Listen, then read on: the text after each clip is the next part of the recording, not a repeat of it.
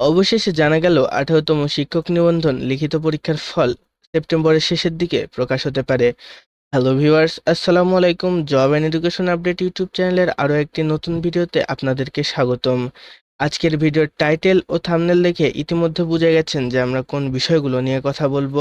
তো চলুন বন্ধুরা, বেশি দেরি না করে ভিডিওতে যাওয়া যাক। তো 18তম শিক্ষক নিবন্ধন পরীক্ষার ফল প্রকাশ নিয়ে এনটিআরসিএ কর্তৃপক্ষ দৈনিক শিক্ষাকে কি তথ্য জানিয়েছে এবং আমাদের উদ্দেশ্যে কি তথ্য ও বার্তা প্রদান করেছে সেই সম্পর্কে জেনে নেওয়া যাক। অষ্টাদশ শিক্ষক নিবন্ধন লিখিত পরীক্ষার ফল সেপ্টেম্বরের শেষে প্রকাশ করা হতে পারে। গতকাল বুধবার দৈনিক আমাদের বার্তার এক প্রশ্নের জবাবে বেসরকারি শিক্ষক নিবন্ধন ও প্রত্যয়ন কর্তৃপক্ষ এনটিআরসিএ পরীক্ষা মূল্যায়ন ও প্রত্যয়ন শাখার পরিচালক আব্দুর রহমান আভাস দেন। অর্থাৎ এনটিআরসি এর 18তম শিক্ষক নিবন্ধন পরীক্ষার ফলাফল সেপ্টেম্বর মাসের শেষের দিকে প্রকাশ হওয়ার সম্ভাবনা রয়েছে বলে জানিয়েছেন আব্দুর রহমান। এ বিষয়ে তিনি আরও বলেন, লিখিত পরীক্ষার খাতা মূল্যায়নের জন্য পরীক্ষকদের কাছে পাঠানো প্রক্রিয়া গতকাল বুধবার শেষ হয়েছে। মূল্যায়ন সম্পন্ন করতে সবাইকে 30 দিনের সময় দেওয়া হয়েছে। যাদের কাছে আগে খাতা পাঠানো হয়েছে তাদের দ্রুত মূল্যায়ন সম্পন্ন করতে তাগিদ দেওয়া হচ্ছে। আমরা চেষ্টা করছি দ্রুততম সময়ের মধ্যে ফল প্রকাশ করার। সেক্ষেত্রে ফল সেপ্টেম্বরের শেষের দিকে প্রকাশ করা সম্ভব হবে বলে আশা করছি। প্রিয় বন্ধুরা, আপনাদের হয়তোবা এ বিষয়ে আলাদা করে আর কিছু বলা লাগবে না, কিন্তু আবারও বলে দিচ্ছি, কোটা সংস্কার বিরোধী আন্দোলনের জন্য আমাদের সকল কর্মকাণ্ড অপেক্ষারত ছিল, অর্থাৎ সকল কাজকর্ম বন্ধ ছিল। যেহেতু সেই সকল কাজকর্ম বন্ধ থাকার কারণে খাতাগুলো মূল্যায়নের জন্য শিক্ষকের কাছে পৌঁছেছিল না, সে কারণে আমাদের খাতা দেখা হয়নি এবং রেজাল্ট শিটও তৈরি করা হয়নি। যেহেতু গতকালকে পরীক্ষকদের কাছে খাতা মূল্যায়নের জন্য পাঠিয়েছে এনটিআরসিএ কর্তৃপক্ষ, তাই তারা মনে করছে যে আগামী কিছুদিনের মধ্যে, অর্থাৎ সেপ্টেম্বর মাসের শেষের দিকে পরীক্ষার ফলাফলগুলো প্রকাশ করে দেওয়া হবে। কিন্তু এখানে আপনাদেরকে আমি আরেকটা বিষয় জানিয়ে দিতে চাই।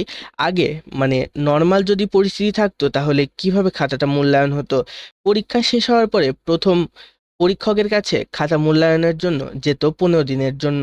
তারপরে সেখান থেকে দ্বিতীয় পরীক্ষকের কাছে খাতা যেত মূল্যায়ন হওয়ার জন্য, সেখানেও 15 দিন সময় লাগতো।